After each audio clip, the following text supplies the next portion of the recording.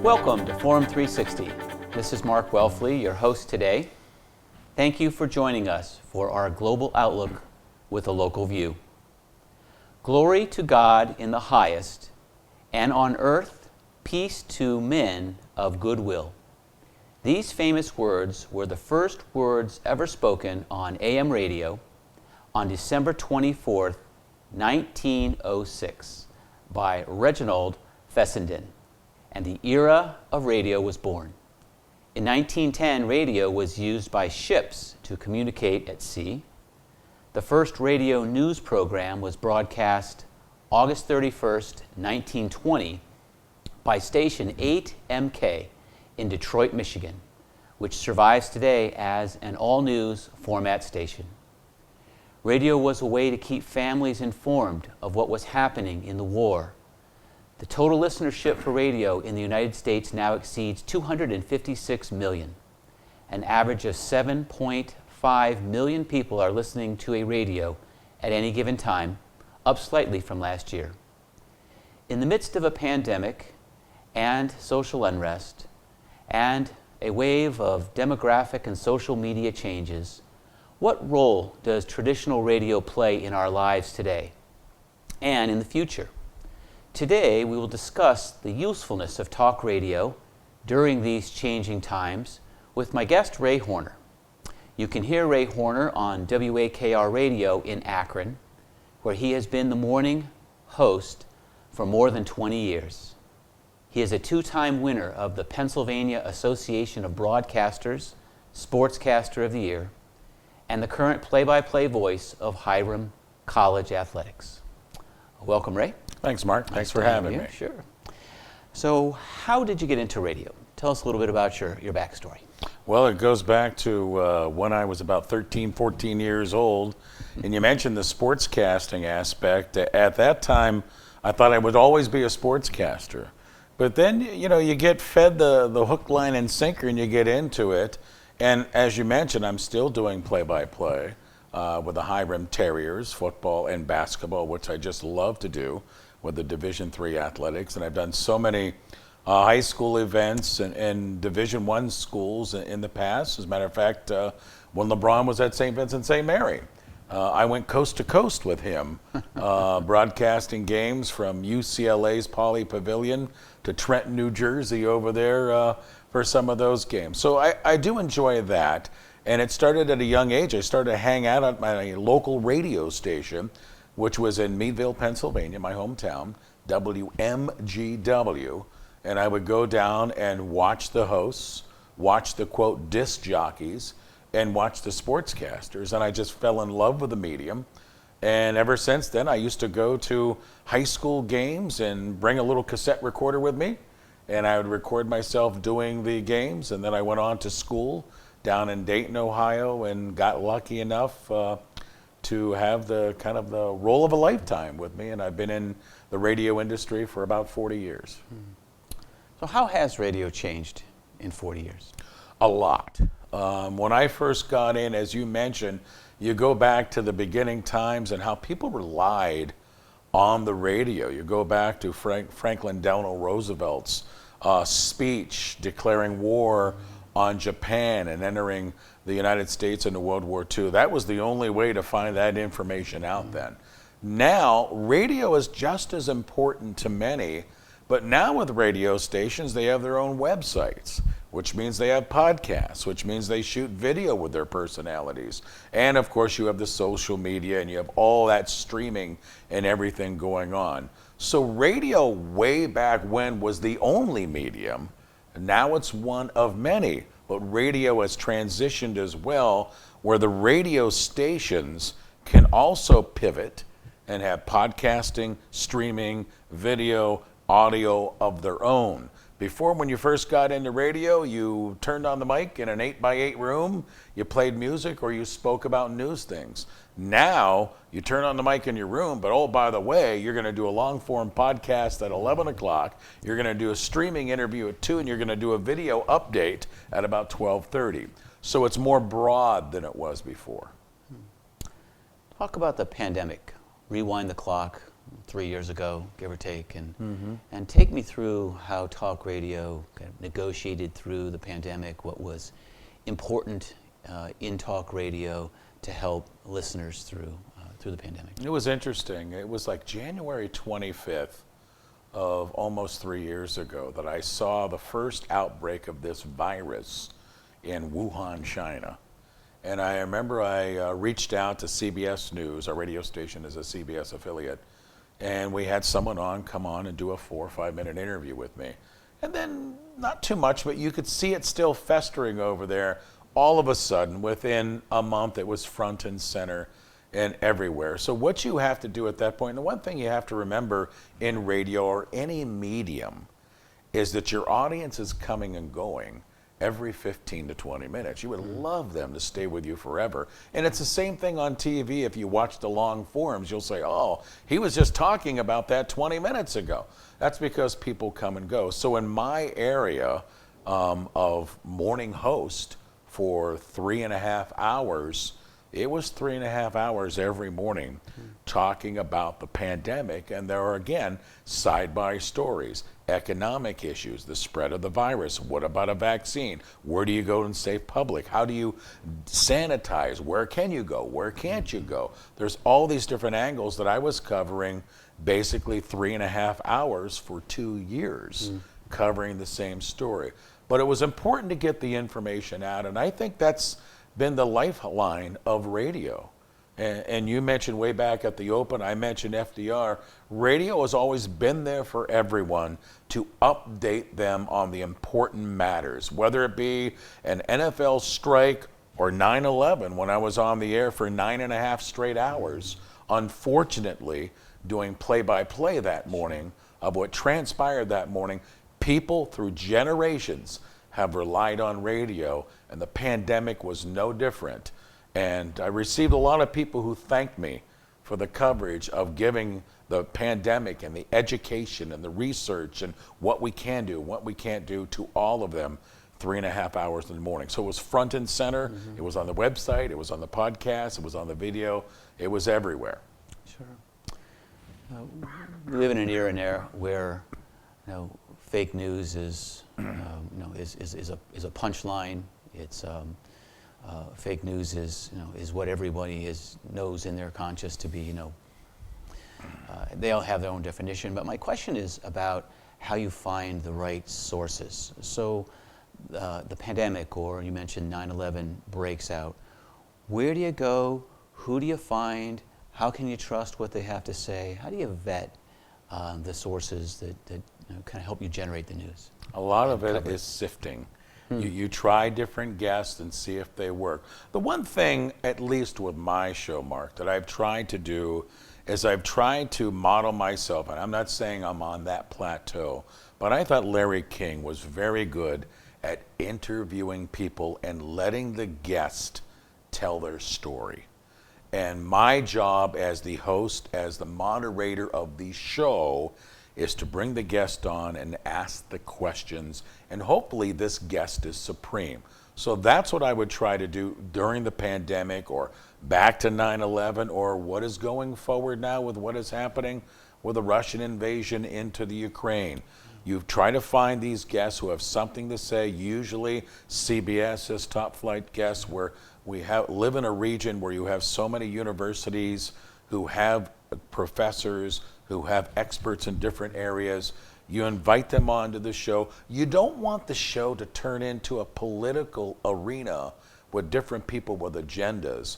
What you really want to do is give the people the information and the research. Now, if you have a guest that has a political agenda that is pointing the finger at a specific group or a specific person, you as a host owe to your listener to get another guest who has the opposite point of view and the opposite person or group to point the finger out. You really should have both sides of the story if that happens. But really, it's, hey, I liked you as a guest, Mark. I'm going to invite you back. Or John Jones, I didn't kind of like the way that went, and you probably won't use them again. You'll see that all the time in media coverage, whether it be WAKR Radio or CNN or Fox News. They'll have some guests that they really, really like, and they'll have some guests when the others aren't available, they'll turn to them, or you'll see a guest that's on, and then you won't see them again.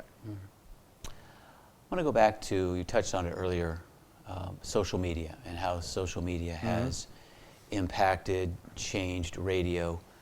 Tell me a little bit more about Facebook and some of the other popular social media outlets and how radio has worked in and around and with those social media outlets to remain relevant.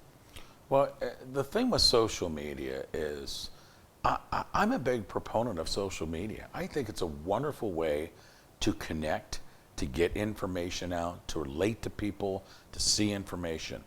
The problem with social media as it's become a platform for many other people in different groups to get it through. And then there is a group of people that rely strictly on the social media for all of their news and all their information, and that becomes, and it creates a more volatile community. And that's what I have seen from being a media host with WAKR, where right now the audience is really outspoken, they're volatile, and it's almost violent sometimes with the way they react to things. And we saw that in the political arena in the United States the last couple of years. I have no doubt that social media played a role in that. Also, you're seeing it across the world when you're talking about what is going on as far as invasions and unrest in the European nations and Ukraine.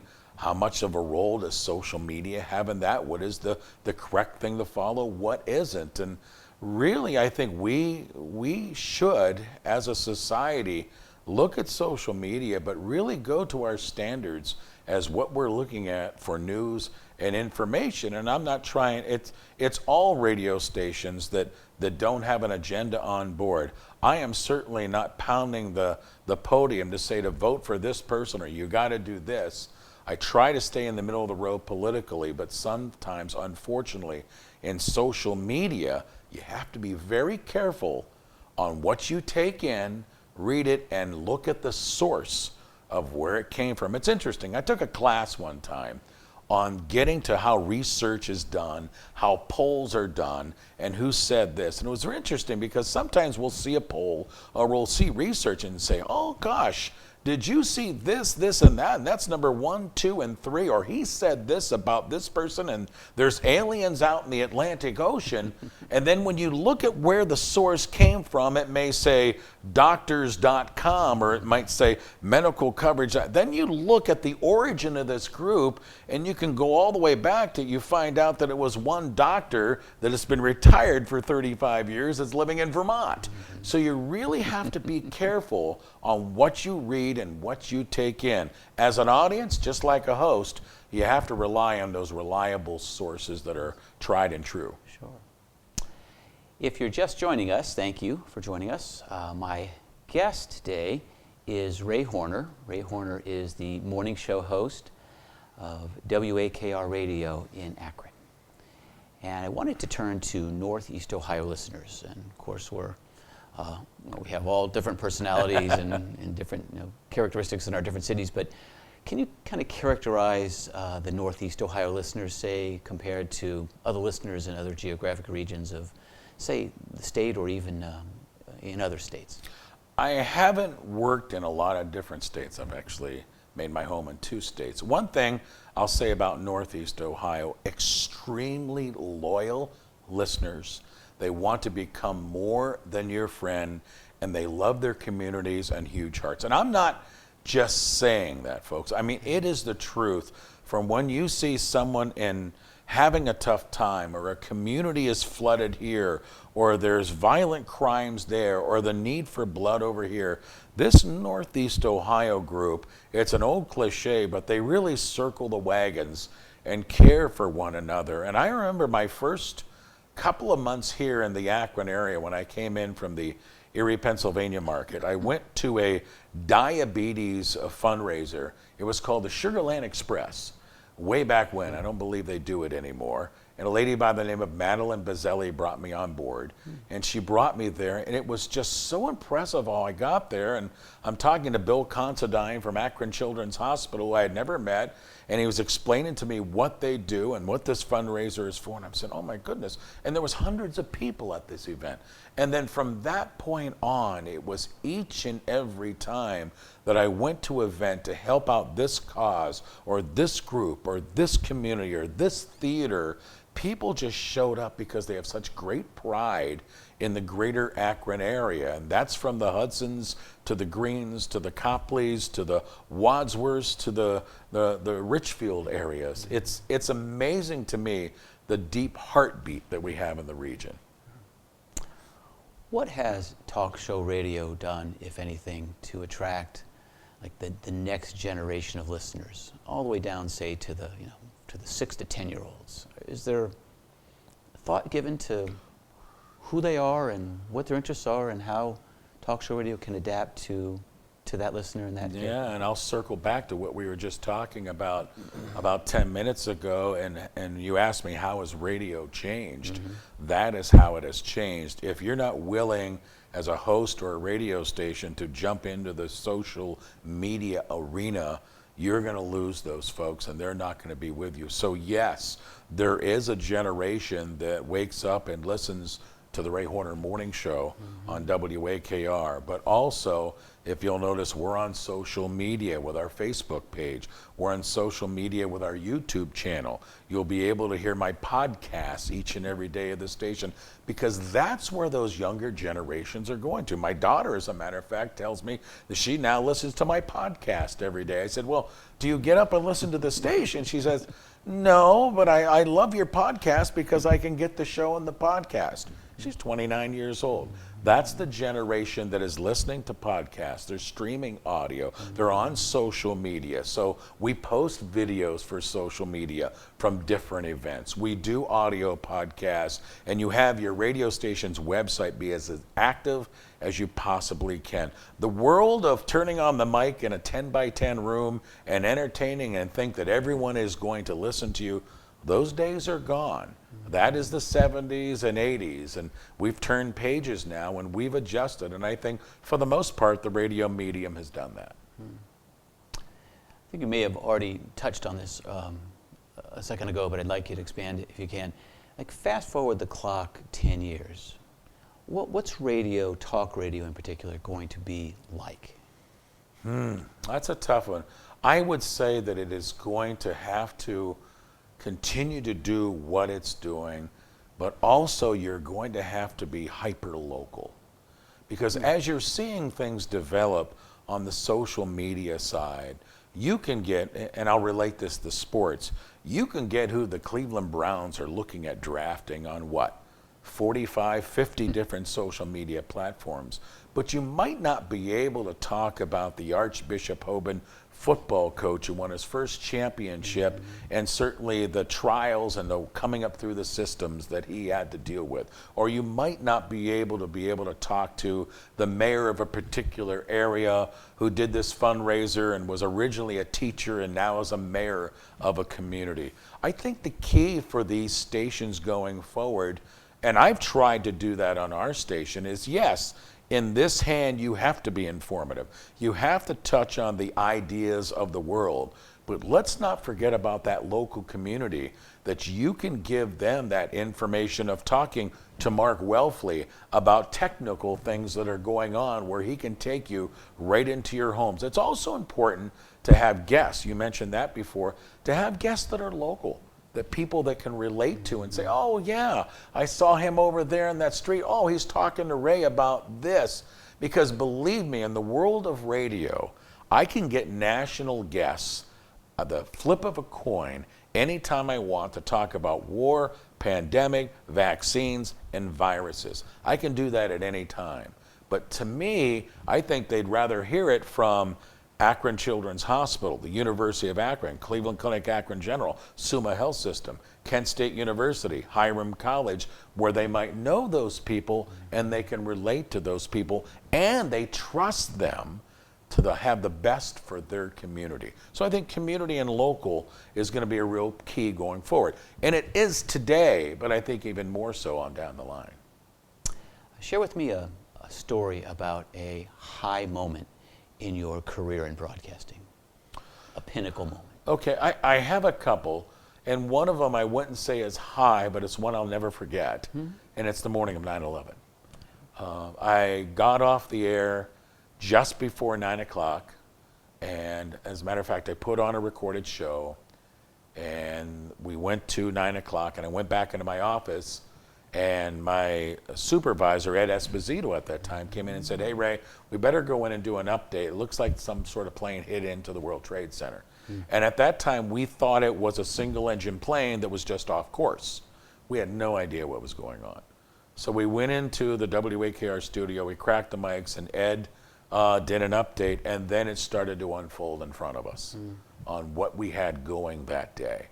And that day, my company, I get kind of emotional with this. That day, our company, we had probably 15 or 20 people out that just went out on their own to Hopkins Airport, to Akron Canton Airport, to the police grounds, to the fire stations, to different communities. And I was taking all these people in on the phone, and they were doing reports, trying to work. You asked me before about what makes this area special. That day, we had 10 to 15 people out donating their time to get the information out to all those people in the region. And keep in mind, this is before social media. This is before, the infant stages of the internet. People weren't getting their information. And Ed and I were on the air from that morning, 9 a.m. until 5 o'clock that afternoon, unfortunately, doing play-by-play of 9/11 disaster. It was a day I'll never forget in my history. On an upswing, I will say, following the LeBron James story from his sophomore year through his senior year, doing every one of those games was something that was unimaginable on seeing the groundswell with this 16, 17, 18-year-old young man who I'm watching playing Poly Pavilion, and I get off the plane in Los Angeles and it says LeBron plays here tomorrow night. And I'm going, it's a kid from Akron, sold out, going to the Poly Pavilion and watching these 20,000 people at each and every one of his games show up to watch a young man, and then watch this young man go into the NBA and watch what he has become. And I'm not even talking about on the court. I'm talking about off the court, how this gentleman, this man now who's going on 40 years of age, never forgot where he came from and donated back to Akron and helped that Akron community from education to rec centers to development in every way he possibly can. That story to me is unbelievable. And I tell that story, and I was a sidebar of it. I did his games play-by-play. But watching that movie, that story unfold to me, was breathtaking for those 3 years. I have to ask you a question that's more personal to me. It's silly personal. But hockey play-by-play commentators, and in some cases football, how do you remember all the names? How do you do it? Well, I will say this. The game goes so fast. Yeah, I've done over 40 years of play-by-play. You mentioned hockey. To me, it's the most difficult sport to do play-by-play because of the changing of the lines and the flow of the game. In basketball, you got 5 guys on the court. You're going up and down, and the substitutes come in 1, 2 at a time. To me, basketball is the easiest sport to do play-by-play because there's not a lot of fill time. Hockey is difficult because Welfley's checking in and Horner's checking out, and you don't know it because you're doing it this end, so you better know the players and you memorize. Baseball and football are difficult in their own way because there's a lot of fill time. So you have to be able to tell stories about the sport and talk about that. Baseball and football, you need to have a good partner. When Tom Hamilton was with Mike Egan in the booth for all those Cleveland Indians broadcasts, it was a show, and they were just wonderful to listen to, talking about their baseball stories. That's what you need in that sport. Football, you need to have that good team as well to fill all that time. But hockey is real difficult. How much time do I spend preparing for a football game? Probably 5 hours a week, memorizing names, their statistics, where they came from, key plays, key things about these people, because, like I just said, by the time that guy makes the tackle, they get to the huddle and come back to the line of scrimmage, you're almost at 35 to 40 seconds. You can't have dead air. Yeah. Very entertaining. Thank you, Ray. Known as the multitasker's best friend, radio is portable and free. Whether you are listening to a broadcast of your favorite Cleveland sports team in the background while working, or tuning in to hear an urgent weather advisory. More than 90% of Americans have access to a radio. There's no wonder why radio has stood the test of time. While some great ideas, like the record player, have seemed to have had their moments in the sun and are now fading off into history, radio remains a staple in the American conscience. Take a few minutes sometime soon to listen to the radio. The connectedness and the nostalgia you feel will remind you of the good times from the past, which we could all use a little bit more of these days. Thanks for watching and listening, and thanks, Ray. Let's keep our minds and ears open. Until next time on Forum 360. Forum 360 is brought to you by John S. and James L. Knight Foundation, the Akron Community Foundation, Hudson Community Television, the Rubber City Radio Group, Shaw Jewish Community Center of Akron, Blue Green, Electric Impulse Communications, and Forum 360 supporters.